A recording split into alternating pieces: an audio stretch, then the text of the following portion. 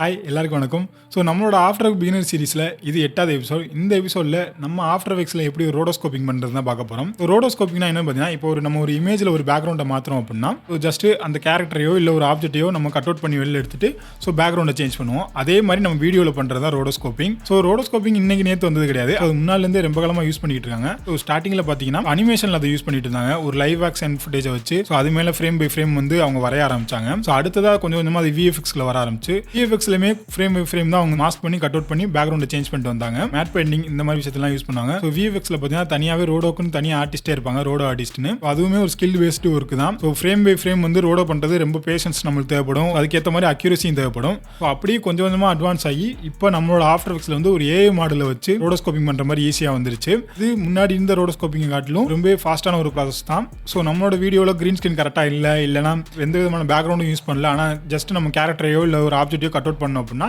நீங்கள் இந்த ரோடோ வந்து யூஸ் பண்ணலாம். இப்போ நம்ம ஆஃப்டர் எஃபெக்ட்ஸ்ல எப்படி ரோடோஸ்கோப்பிங் பண்ணுறது, எப்படி அந்த ரோடோ பிரஷை யூஸ் பண்ணுறதுங்கிறத பார்க்கலாம்.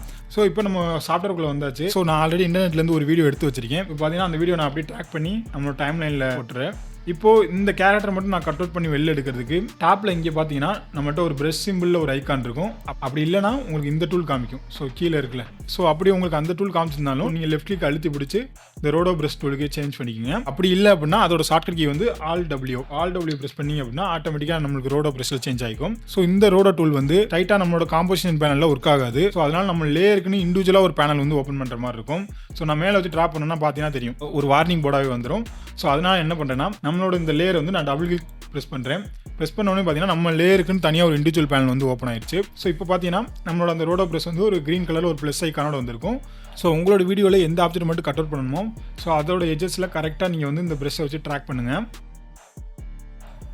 ஸோ இப்போ நம்மளுக்கு பார்த்தீங்கன்னா நம்மளோட கேரக்டர் மட்டும் தனியாக செலெக்ஷன் பண்ணியிருக்கு. ஸோ இதுலேயே பார்த்தீங்கன்னா சில ஏரியாஸில் மட்டும் கொஞ்சம் வெளியில் போயிருக்கு, பார்த்தீங்கன்னா தெரியும். நம்மளோட அந்த செலெக்ஷன் லைன் வந்து கொஞ்சம் அவுட்டில் போயிருக்கு. அது இல்லாமல் கொஞ்சம் ஹேருமே வந்து கரெக்டாக கவர் ஆகலை.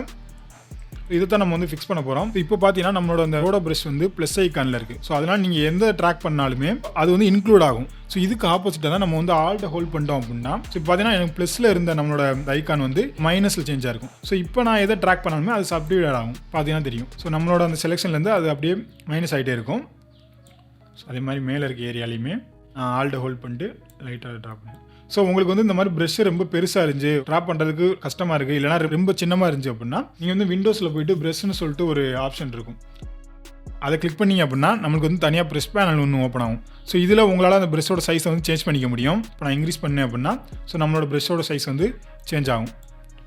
ஸோ டிக்ரீஸ் பண்ணேன் அப்படின்னா ரொம்பவே சின்னமாகும். ஸோ உங்களுக்கு எந்த ஷேப்பில் வேணுமோ அதுக்கேற்ற மாதிரி நீங்கள் வச்சுக்கோங்க. ஸோ அப்படி இல்லை அப்படின்னா நம்மளோட கீபோர்டில் வந்து கண்ட்ரோலை ஹோல்ட் பண்ணிட்டு நீங்கள் லெஃப்ட் கிளிக்கை ட்ராக் பண்ணிங்க அப்படின்னா ஸோ உங்களோட ப்ரெஷ்ஷோட சைஸை வந்து சேஞ்ச் பண்ணிக்க முடியும். ஸோ இப்போ நம்மளுக்கு தேவையான எல்லாத்தையுமே நம்ம கரெக்டாக ஓரளவுக்கு செலக்ட் பண்ணியாச்சு. அடுத்ததாக வந்து பார்த்தீங்கன்னா இந்த ஹேர் உங்களுக்கு எக்ஸ்ரே விஷனில் காமிக்கிறேன். பார்த்தீங்கன்னா ஃபஸ்ட்டு கீழே பார்த்தீங்கன்னா டாகில் ஆல்ஃபான்னு சொல்லிட்டு ஒரு ஆப்ஷன் காமிக்கும். ஸோ அதை கிளிக் பண்ணி அப்படின்னா நம்மளோட இமேஜை வந்து பிளாக் அண்ட் ஒயிட்டில் உங்களுக்கு ஆல்ஃபா சேனலில் காமிக்க ஆரம்பிக்கும். அது பக்கத்துலேயே பார்த்தீங்கன்னா ஆல்ஃபா பவுண்டரின்னு சொல்லிட்டு ஒரு ஆப்ஷன் இருக்கும். ஸோ அதை கிளிக் பண்ணி அப்படின்னா நார்மலாக செலெக்ஷன் பண்ணியிருக்க அந்த ஆப்ஷன் வரும். ஸோ அது திரும்ப கிளிக் பண்ணி அப்படின்னா எதை மட்டும் நம்ம கரெக்டாக கட் பண்ணியிருக்கோங்கிறது பார்க்க முடியும். அது பக்கத்துலேயே ஆல்ஃபா ஓவர்லேன்னு சொல்லிட்டு ஒரு ஆப்ஷன் இருக்கும். ஸோ இது மூலமாக உங்களால் வேறு கலரில் நம்மளால் பேக்ரவுண்ட் வச்சு செக் பண்ணி பார்த்துக்க முடியும். உங்களால் கலர் சேஞ்ச் பண்ணிக்க முடியும், என்ன கலரில் வேணுமோ நீங்கள் சேஞ்ச் பண்ணிக்கலாம். ஸோ அதோட ஒப்பாசிட்டியும் நம்மளால் இங்கே சேஞ்ச் பண்ணிக்கலாம். 50% டிரான்ஸ்பரன்சியில் இருக்குது. ஸோ இதை நான் 100ல் வச்சேன்னா உங்களுக்கு பார்த்தீங்கன்னா தெரியும் நம்ம ஆப்ஜெக்ட்டுக்கும் பேக்ரவுண்டுக்கும் எவ்வளோ டிஃப்ரென்ஸுங்கிறத பார்க்க முடியும். ஸோ எந்த அளவுக்கு கட் பண்ணியிருக்கோங்கிறத உங்களால் பார்க்க முடியும். இந்த ஹேர் இருக்க ஏரியாலாம் கொஞ்சம் மெஸ்ஸியாக இருக்குது, நம்மளுக்கு வந்து பார்க்க கரெக்டாக இல்லை. ஸோ இந்த மாதிரி டிஃபிகல்ட்டாக இருக்க ஏரியாக்கெல்லாம் நம்ம தனியாக ஒரு பிரஷ் டூல் யூஸ் பண்ணுவோம். அது என்ன பார்த்தீங்கன்னா அதிலே இருக்கும். ஸோ ரீஃபைன் எட்ஜ்னு சொல்லிட்டு ஒரு டூல் இருக்கும். ஸோ அப்படிலாம் நீங்கள் ஆல் டபிள்யூவே இன்னொரு டைம் ப்ரெஸ் பண்ணி அப்படின்னா ஆட்டோமேட்டிக்காக உங்களுக்கு வந்து அந்த டூலில் சேஞ்ச் ஆகிக்கும். ஸோ இப்போ நம்மளுக்கு சேஞ்ச் ஆனோடனே நம்மளோட க்ரீன் கலரில் இருந்த நம்மளோட பிரஷ் வந்து ப்ளூ கலரில் சேஞ்ச் ஆயிருக்கும். ஸோ இப்போ எந்தெந்த ஏரியாவில் ஹேர் இருக்குது, இல்லைனா நீங்கள் ஒரு அனிமல் எடுத்துக்கிட்டீங்கன்னா அதில் இருக்க ஃபர் அந்த மாதிரி ஏரியாலாம் ரிஃபைன் எட்ஜ் டூல் வந்து நீங்கள் யூஸ் பண்ணலாம். ஸோ இதை நீங்கள் ஹேரோட எட்ஜஸில் கரெக்டாக ட்ராப் பண்ணுங்கள். ஸோ இதையுமே நீங்கள் கண்ட்ரோல் ஹோல்ட் பண்ணி பிரஷோட சைஸை வந்து சேஞ்ச் பண்ணிக்க முடியும். சின்னமாக வைக்கிறேன். ஸோ இப்போ பார்த்தீங்கன்னா இப்போ நம்ம ட்ராப் பண்ணோன்னே இதில் பார்த்தீங்கன்னா தெரியும் பிளாக் கலர் ஒரு எக்ஸ்ரே விஷன் மாதிரி காமிக்கும். ஸோ இது ஒயிட் கலரில் இருக்கலாம் நம்ம செலக்ட் பண்ணிக்கிறது, பிளாக் கலரில் இருக்கிறதுலாம் நம்ம ரிமூவ் பண்ணியிருக்க ஏரியா. ஸோ ஒன்ஸ் நீங்கள் ட்ராப் பண்ணிட்டீங்க அப்படின்னா ஸோ கீழே வந்து பார்த்தீங்கன்னா அந்த எக்ஸ்ரே டாகல் இருக்கும், அதை கிளிக் பண்ணி உங்களால் சேஞ்ச் பண்ணி பார்த்துக்க முடியும். ஸோ இதுவுமே ஸோ ஆல்ட் ஹோல்ட் பண்ணிட்டு ரிமூவ் பண்ணிக்கலாம். ஸோ நான் இந்த ஏரியாவெலாம் ரிமூவ் பண்ணுறேன்,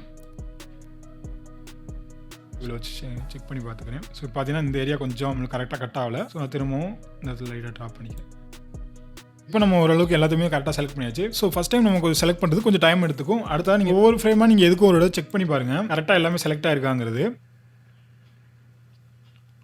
சப்போஸ் ஏதாச்சும் ஒரு ஏரியாவில் உங்களுக்கு மிஸ்டேக்காக ஏதாச்சும் எக்ஸ்ட்ரா ஆட் ஆயிருச்சு இல்லைனா கரெக்டாக கட் ஆகலை அப்படின்னா இந்த ஃப்ரேமில் வச்சு உங்களால் மிஸ்டேக்ஸ் சரி பண்ணிக்க முடியும். ஸோ இப்போ நான் Alt W ப்ரெஸ் பண்ணி ஸோ இந்த இடத்துல கொஞ்சம் செலெக்ஷன் ஆகிருக்கு, அதை மட்டும் நான் ரிமூவ் பண்ணிடுறேன். ஸோ ஒன்ஸ் நீங்கள் வந்து ஃபுல்லாக செக் பண்ணி பார்த்துட்டீங்க கரெக்டாக வந்துருச்சு அப்படின்னா ஃபைனலாக வந்து நீங்கள் இந்த ஃப்ரீஸ்ன்னு சொல்லிட்டு கீழே ஒரு பட்டன் இருக்கும். ஸோ அதை கிளிக் பண்ணிடுங்க. கிளிக் பண்ணிங்கன்னா ஸோ இது வரைக்கும் நம்ம பண்ண எல்லா ஒர்க்கையுமே அது வந்து கம்பைன் பண்ணி நம்மளுக்கு வந்து ஒரு ரிசல்ட்டாக கொடுத்துரும். ஸோ ஃப்ரீஸ் உங்களுக்கு கம்ப்ளீட் ஆகி முடிஞ்சிச்சு அப்படின்னா நீங்கள் காம்போசிஷன் பேனலுக்கு சேஞ்ச் பண்ணி பாருங்கள். ஸோ நம்மளோட அந்த வீடியோ மட்டும் கட் அவுட் ஆகி உங்களுக்கு வந்திருக்கும்.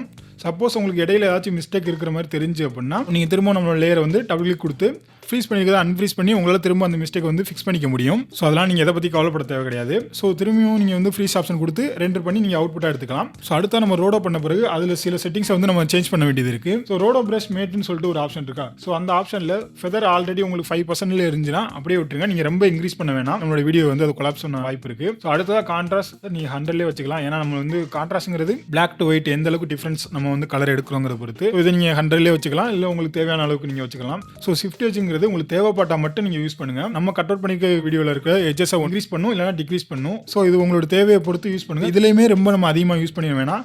0ல வச்சுக்கிறேன். எனக்கு இருக்கிற எட்ஜஸே கரெக்டாக தான் இருக்கு. வேணா நான் கொஞ்சம் 10ல வச்சுக்கிறேன். ஸோ அடுத்தது வந்து பார்த்தீங்கன்னா ரெடியூஸ் சேட்டர். ஸோ இந்த எட்ஜஸ்லாம் அங்கங்கே நம்மளுக்கு வந்து ஃப்ளிக்கர் ஆகுறது சேட்டர் ஆகுறதுலாம் இருக்கும். ஓரளவுக்கு மினிமமாகவே நீங்கள் வந்து மெயின்டைன் பண்ணுங்க. ஸோ அதிகமாக போக போக நம்மளோட டீடைல்ஸை வந்து நம்ம லாஸ் பண்ணிடுவோம், நம்ம எதிர்பார்த்த அவுட்புட் நம்மளுக்கு வந்து வராது. ஸோ அடுத்தது பார்த்தீங்கன்னா நம்ம ரிஃபைன் பண்ணியிருக்க மேட், அதாவது நம்ம அந்த ஹேர்க்கெலாம் ரிஃபைன் பண்ணோம்ல, ஸோ அந்த டூலோட ஆப்ஷன்ஸ் வந்து கீழே இருக்கும். ஸோ இதில் வந்து நீங்கள் ஒன்லி அதோட ஸ்மூத்னஸ் மட்டும் நீங்கள் இன்க்ரீஸ் பண்ணிக்கிட்டா போதும். ஸோ மற்ற எல்லாமே நம்ம அவ்வளோதான் இதில் இன்க்ரீஸ் பண்ணுங்கிற அவசியம் கிடையாது. ஸோ அடுத்த கீழே வந்து பார்த்தீங்கன்னா யூஸ் மோஷன் பிளர்னு இருக்கும். சப்போஸ் நம்மளோட கேரக்டர் மூவ் ஆகும்போதோ இல்லை நம்மளோட கேமரா மூவ்மெண்ட் ஆகும்போதோ இதுவே ஆர்டிஃபிஷியலாக ஒரு மோஷன் பிளர் வந்து கிரியேட் பண்ணி கொடுத்துரும். எப்போவுமே நீங்கள் வந்து மோஷன் பிளர் வந்து ஆன் பண்ணி வச்சுங்க, அது ரொம்ப நல்ல விஷயம். ஸோ கீழே வந்து பார்த்தீங்கன்னா டீகண்டமினேட் எட்ஜ் கலர்ஸ்னு சொல்லிட்டு ஒரு ஆப்ஷன் இருக்கும். ஸோ இந்த ஆப்ஷன் உங்களுக்கு தேவைப்பட்டால் மட்டும் நீங்கள் ஆட் பண்ணிக்கலாம். உங்களுக்கு பார்த்தீங்கன்னா தெரியும். ஸோ அதோட எட்ஜஸ்லாம் கொஞ்சம் நம்மளுக்கு வந்து ஸோ பிளரியாக ஒரு எஃபெக்ட் கொடுக்கும். தேவைப்பட்டால் மட்டும் நீங்கள் ஆட் பண்ணுங்கள், மற்றபடி இது வந்து ஆட் பண்ண தேவையில்லை.